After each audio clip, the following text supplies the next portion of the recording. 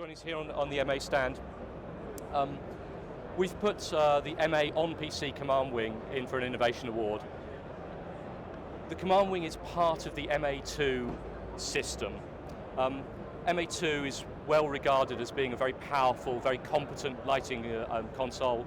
It's used very widely, and the Command Wing was meant to be an extension to that.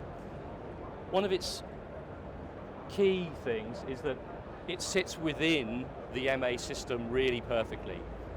It's designed to be not just a programming wing, but perhaps a tech desk. It's got all the major keys and buttons of the normal desk. A lot of operators talk about keys and buttons being in the right place and having muscle memory.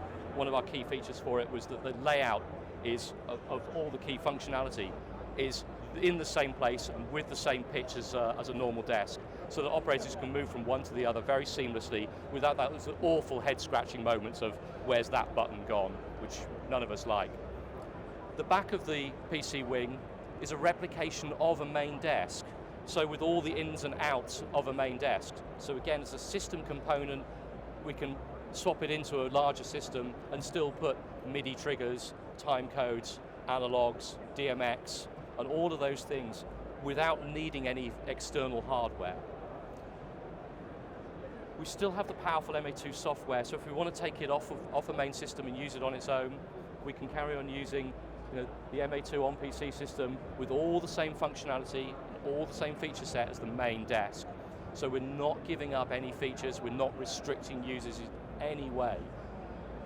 We've added a few unique things for a wing, for a USB-based wing.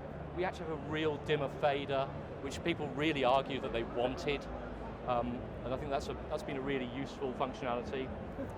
A built-in mains power supply, so you don't have to have an external brick changing the voltage, and it's all the way from 90 through to 240 volts, so globally usable, which is a great feature.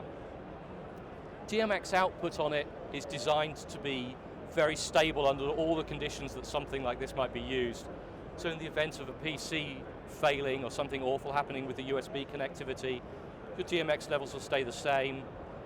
Same is true were we to turn the wing off itself by accident or something terrible would happen there. Again, the output remains stable and just ceases. Its start and stop time as a wing is incredibly quick. 3, 2, 1.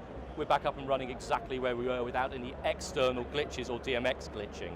So we've really tried pretty hard to make it a really usable tool as part of the MA family, and yet give somebody something really powerful. Lastly, of course, it's not wildly expensive. It's €4,000 list price within Europe. It gives you 2,048 parameters of control, so 4 universes of control parameters. That's the same as an MA1 full size when it launched. So it's really a very, very powerful argument to say, I want to get into clever control, I want all the feature set, here's something that's very affordable, very workable, and part of a system component. In a nutshell, that's MA2 onPC Command Wing. What outputs and inputs on the wing? On the wing, we have 2 DMX outbounds, 1 DMX inbound. As with a standard MA desk, those are all completely configurable, so we could have 3 ins, 3 outs. Obviously the sex of the connector would be incorrect, but fundamentally you can hot swap those as you see fit within the software, much like a main desk. MIDI command in and through, linear time code on an XLR, audio's done on the PC, and then analog inbounds are on a 15-pin D-type. Main desks are on a 25-pin D-type, but this is on a smaller connector because of space. Yeah.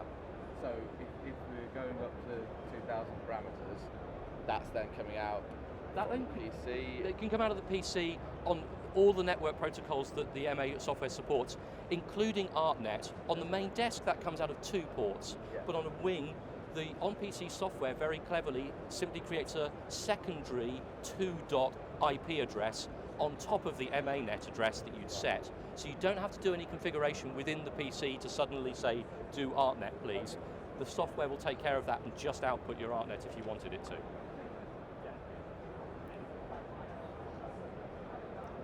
Any more screen resolutions and computer specs that it requires? Yes, yeah, flexible, resizable now. Right. Yeah, actually resizable, which is a new feature for onPC software. So Minimum, I wouldn't want to run below 900 really, but Right. it'll go up to 1920, 1080. Yeah, but some of the resizing, some of the buttons and things start to become unpleasant to use, but the software doesn't mind. I think just the user would object to it. Yeah. Yeah, I mean, as some of you have possibly seen, and in the Ambersphere team, we tend to use Asus all-in-one PCs with touchscreen PC as one item. So the PC, everything's all contained, but here we're using an external one with a PC in the drawer here. So we're renowned for doing these dramatically large jobs and really quite enormous systems, and yet quite often people within those large jobs and systems don't need a whole great tier of giant desks. You just need a few giant desks, and yet I still need my tech guy to be able to repatch a light, or the person front of house just to be able to test some dimmers out. It's insane for them to have sort of a giant system in front of them just to do that. The beauty of it is that it can plug into a giant network and be a component within that really easily, really cost effectively, so that I can have much more access and much more ability to do and have multiple people working on my show without the need for a vast array of very expensive hardware.